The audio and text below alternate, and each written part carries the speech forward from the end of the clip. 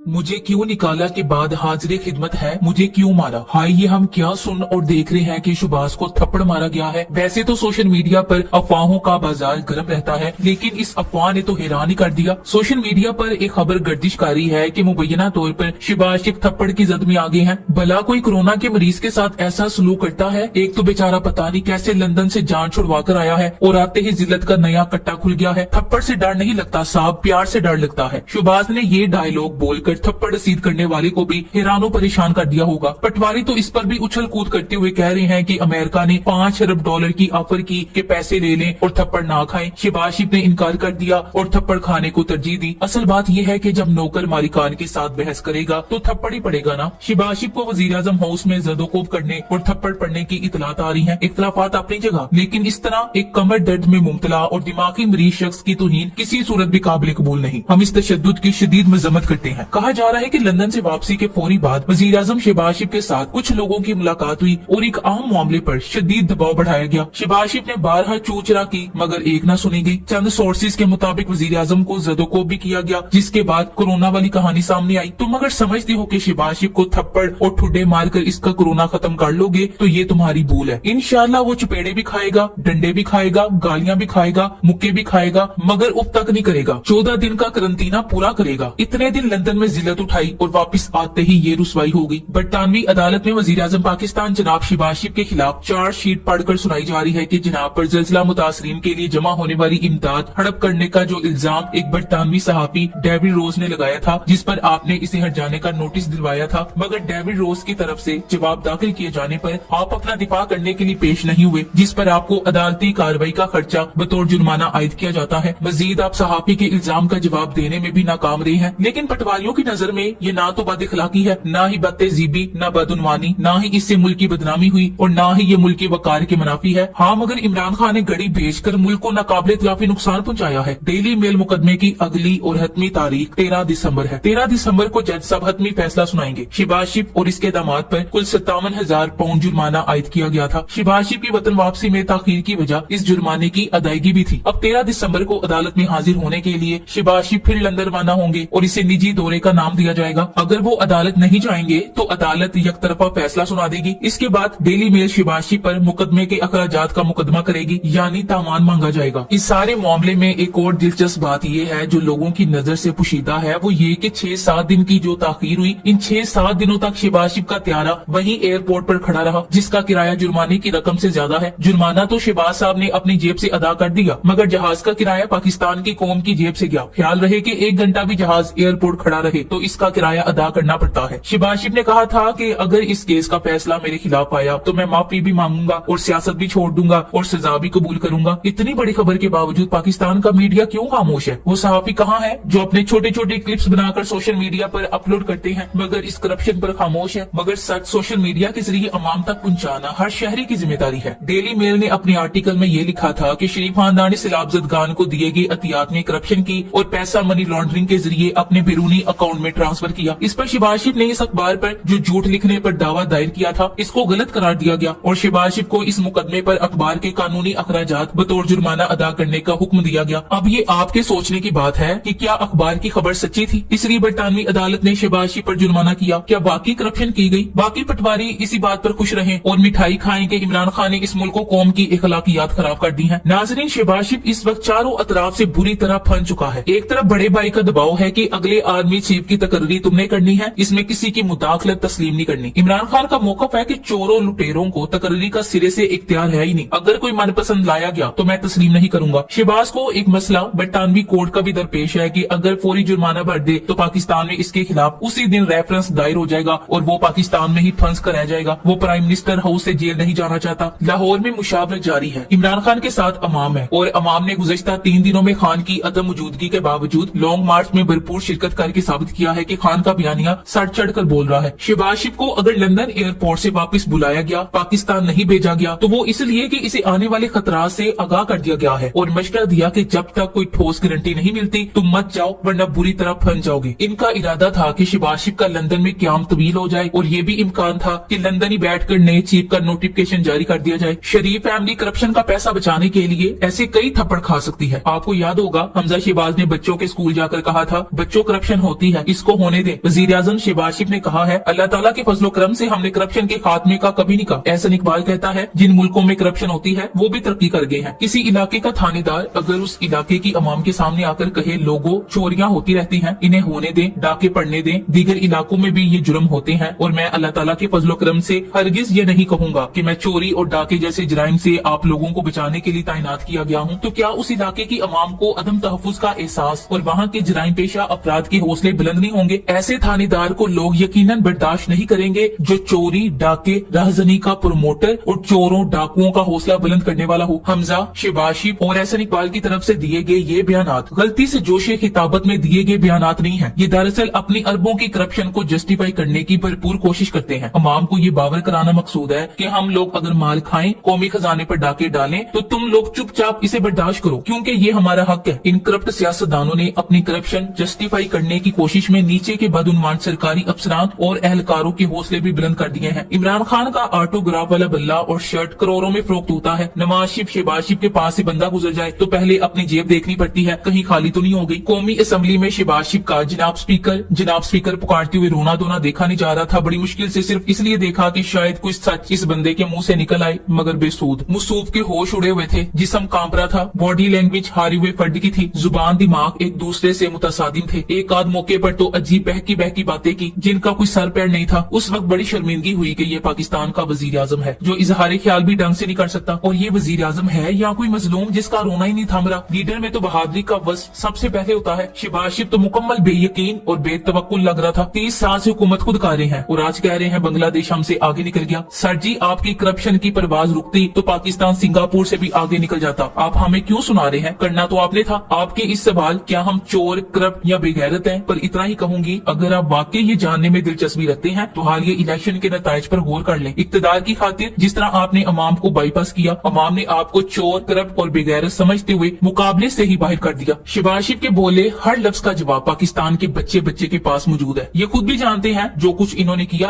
और जो कुछ अब इनके साथ होगा। एक अकेले शख्स ने आकर इनकी अशीरों पर मुहित ताकत को तहस नहस कर दिया है। इनका हाथ लगा लगा कर देखना बनता है। अल्लाह को गवाह बनाकर बहुत ही संजीदगी से कह रही हूँ कि ये हवास बाख्तगी यूं ही नहीं, ये कैसे पीएम बना है और कैसे पीएम रहेगा। पर्दे के पीछे जो कुछ चल रहा है, इस सारी तकलीफ का अब से ज्यादा अंदाजा शहबाज शरीफ को ही है। दूसरा, कहीं से उड़ती उड़ती एक खबर पहुंची है कि ये इस खेल से अलग होने की कोशिश कर रहा था। ये नवाज शरीफ जितना चालाक, शैतान ज़हन और शातिर नहीं है, इसलिए घबराया हुआ है। ये काली पीएमशिप से पीछे हटने को तैयार था, मगर खानदान और बिलखसूस मरियम इसे हिलने नहीं दे रही, क्योंकि वो अपने बाप की वापसी तक इसे ही पीएम रखना चाह रही है ताकि इस भगोड़े को क्लियर करवाया जा सके। शहबाज शरीफ के झूठे और करप्ट होने से तो सब भी वाकिफ है, मगर इनका एहतसाब से राह फरार इख्तियार करके लंदन भाग जाना इनके बुज़दिल होने का भी सबूत है। अपने बेटों और दीगर खानदान के साथ मिलकर बरसों तक वतन अजीज की दौलत को दोनों हाथों से लूटने वाले आज इसी खानदान के हमरा न सिर्फ लंदन में मुकीम है, बल्कि सियासी पनाह हासिल करके ताहयात वहाँ रहने का इरादा भी रखते हैं। देखना होगा कि पाकिस्तानी अवाम के सामने बुरी तरह बेनकाब होने वाला ये खानदान करप्शन और जालसाजी का हाथ पहने आखिर कब तक भागेगा। Thanks for watching. Allah Hafiz.